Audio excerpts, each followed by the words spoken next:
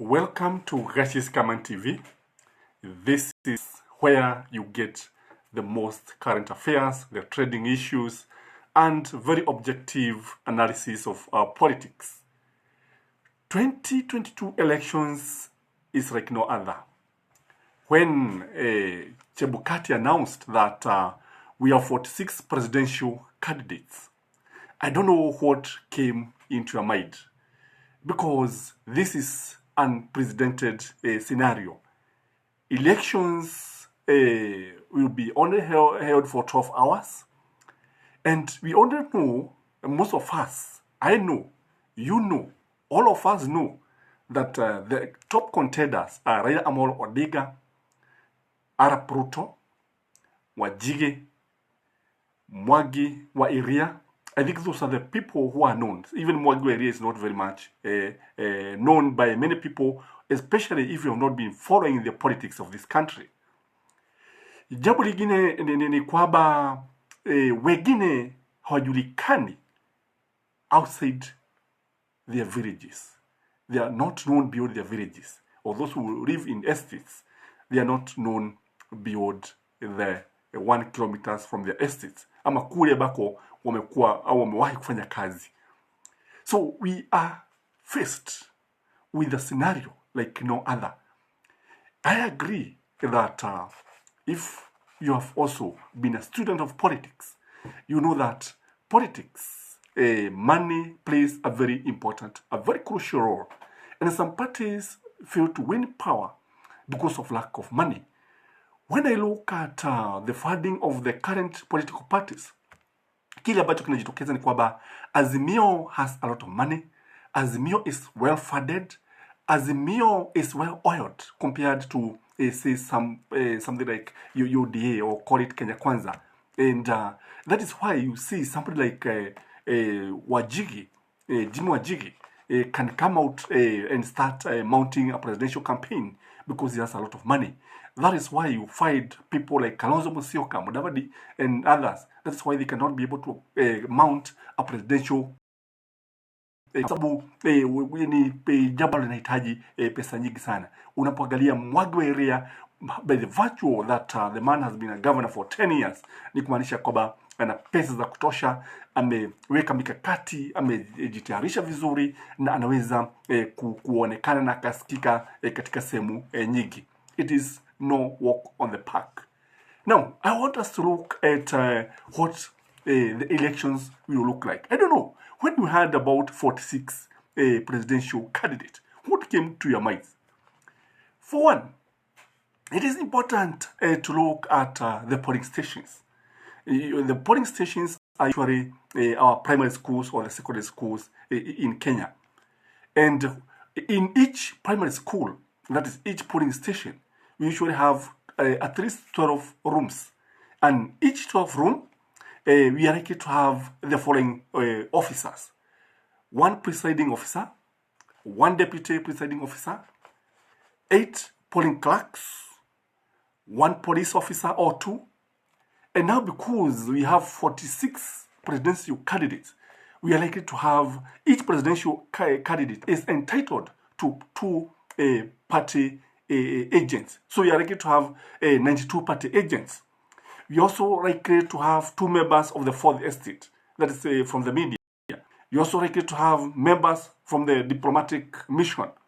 And then, even the election observers are likely to be there. How many people are those? In one room, we shall have a minimum of about 106 officials in one classroom. And in the same classroom, we shall have 6 ballot boxes. 1 for the MCA, the other one for the woman rep, MP, senator, governor, and 1 for the president. All of them with different colors. Kile ambacho kitakuwa katika one classroom, one room, it will be overcrowded. I don't think for those people who have been teaching, I don't think even the presiding officer can be able to handle such large number of people. And no teacher can be able to handle a class with more than 100 pupils. In fact, the normal classroom should have about, not more, in primary school, it should be, I think, 40, and secondary schools, it should be 35. So when you talk about 106 election officials in one room, I don't think they can even fit in one classroom. You are talking of a crowd in one classroom. And the scenario is that we have the large number of these people because of the large number of the presidential candidate. When you add this to the voters queuing outside the polling station, now in every room, we have said we shall have about 12 rooms in a school. And you can imagine all the number of people now queuing outside each room. And now you can see tutakuwa na halaiki kubwa sana katika polling stations. And this one raises so many questions. And what are the expectations? Unatarajia kutakuwa na nini? Mambo gani ambayo tunatarajia yanaweza kutokea hapa wakati ambapo tuna mambo kama haya? One presiding officer cannot master all the names of the clerks, all the names of the party agents, all the names of the members of the press, because normally they are only given one day, because during the election day, that is when the presiding officer and the deputy presiding officers, huo ndio wakati ambapo wanajuana, na ndio wakati ambapo wanapewa the clerks, and that is when the party agents comes with badges. Kwa hivyo itakuwa vigumu sana kwa presiding officer kujua ni nani ambaye ni halali, ni nani ambaye amekuja hapa, ni nani ambaye hafai kuwa hapa. Voters and election officials will be very difficult to identify. It will be very, very difficult kusema huyo ni nani na amekuja hapa kufanya nini. Remember, they also vote these people. The IBC will be overwhelmed, kwa sababu hao ni watu wengi sana. Ni kama utaona kwamba ni jambo ambalo linaweza kuleta hali ya kutoelewana, kwa sababu IBC, I don't know how is going to handle this situation, kwa sababu kile ambacho tunaona katika polling station maafisa wa IBC wakiwa wamejaa pale. Kwa sababu remember, even the IBC, they will be moving around because wanatajua kuwa wanapita wakiangalia na wakijionea vile ambavyo mambo yatakuwa yakiendelea. Suppose there is a technical hitch, kwa sababu it is possible kukiwa na technical hitch, there will be total confusion, there will be a lot of confusion. Kutakuwa na mambo ambayo yatakuwa vigumu kueleza ama kuelewa hata wale watu ambao wanaendeleza huu uchaguzi. And some parties will not even be able to have agents, kwa sababu nimesema at times money plays a big role when it comes to elections. Kwa sababu utapata ya kwamba ikiwa ni tuseme kwa mfano UDA inatarajiwa kuwa na the agents all over the country, because they have fielded candidates all over. The same case applies to Azimio and even the other parties. And during the voting process, many ballots are likely to be spoiled, kwa sababu tuna watu 46 na pia kuna magavana wengine, they are even independent candidates who are so many, mtu anaweza hata kutafuta jina alikose pale. I'm wondering whether they are going to use booklets, kwa sababu ukiangalia uone kutakuwa na orodha kubwa, orodha ndefu, orodha nono ya independent candidates for all the elective positions. Basi utakubaliana nami ya kwamba haitakuwa rahisi, because many ballot papers will be spoiled. Some people will have to be assisted by others, because unajua mtu anakubaliwa kisheria, kikatiba, kwamba ikiwa tuseme kwa mfano mtu ana ulemavu fulani, tuseme kwa mfano kama haoni au kama hasikii, anakubaliwa kuja pale. Hata mlevi anakubaliwa kupiga kura, by the way.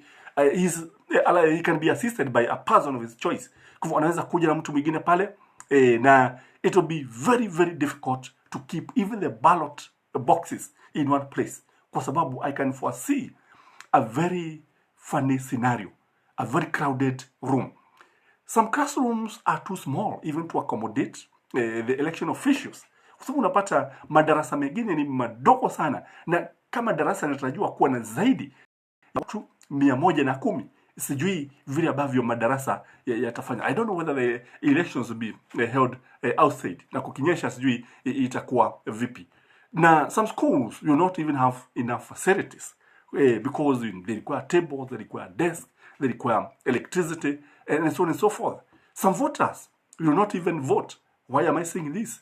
Because they'll be time barred. Kwa sababu ukiangalia utaona kwamba voting process will be very very slow. Kwa sababu mtu itabidi uangalie unataka kuchagua nani, kwa sababu ukifanya kosa itakuwa kosa kubwa sana. At this time I think voters are very much enlightened. They are not even voting for parties. They are voting for individuals. Nimesikia wengi wakisema hivyo, na kumaanisha kwamba we may not be able to finish the elections within the 12 hours. Na ikitokea hivyo, unafikiri watu watafanya nini? Unafikiri watu watagojea pale? Kwa sababu tuseme kwa mfano mtu ametoka Nairobi na ameenda Nakuru ili kupiga kura, unafikiri atakaa pale akigojea kupiga kura? Utapata kwamba patience sometimes has its limit. Now let's look at the counting of votes. What do you expect here? When it comes to the counting of votes, there will be firework. Kwamba hapa kutakuwa na mzozo ambao hujai kuonekana hapa. Kwa sababu unatarajia itakuwa vipi kukubaliana kwamba this vote is valid, this one is expired, this one is not valid. Kile ambacho kitatokea ni kwamba they'll be shouting, they shall be yelling, singing, and even dancing in the horse, counting horse. And here kile ambacho tunaona kwamba the valid votes are likely to be very few, because there'll be a lot of dispute. Watu wakisema hii inafaa, hii haifai, na kuendelea.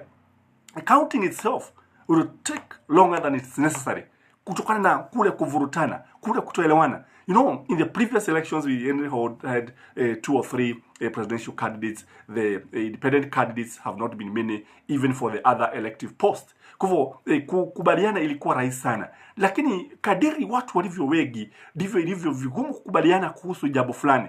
Utaona wengine hata waone vizuri, wana ulemavu wao, lakini wanasema kwamba hili halifai kuwa hivi. Hii ballot paper is spoiled, this one is valid, this one is not valid. So it will take longer than necessary. What will happen? Some parties, for example UDA, will start crying foul, saying there's rigging. Others may even start protesting. Kwa sababu ya huu wingi wa watu ambao wanachaguliwa, watu ambao wanataka kuingia katika bunge, those who want to be governors, those who want to go to parliament, even those who want to go to state house. Then from there, you have to go to the tallying center, because after counting the votes are taken to the tallying center, and tallying will take also longer than necessary, kwa sababu the high number of voters, kwa sababu kila mtu lazima atapewa matokeo yake. All those 46 presidential candidates, lazima kila mtu aambiwe amepata gapi. All those independent candidates from other elective posts, lazima kila mtu ajue amepata gapi. Hapa ndipo utapata party agents in the tallying centers. There will be very many, and they will also be very difficult to identify. Itakuwa vigumu kusema who is who katika the tallying agent. And here utapata the determination of the winners will take even longer. And some people, I can foresee some agents and some candidates giving up, going away, and leaving the process to take its course. And only the well-funded parties will have agents all over the country. Only the well-oiled parties will have people who will be patient enough, kwa sababu unajua watakuwa wamelipwa vizuri, watakuwa wamegojea vizuri pale. Kwa hivyo huu uchaguzi zaidi ya kuwa yule ambaye atapata kura nyingi, pia ni uchaguzi wa ni nani ambaye mfuko wake ni mzito kuliko mifuko mingine. I can foresee a very interesting day in 2022, August 9. If you are there, you have not subscribed to this channel. This is Gashi's Kaiman TV. I'm the tallest man in Black Africa, your host. Have a great day.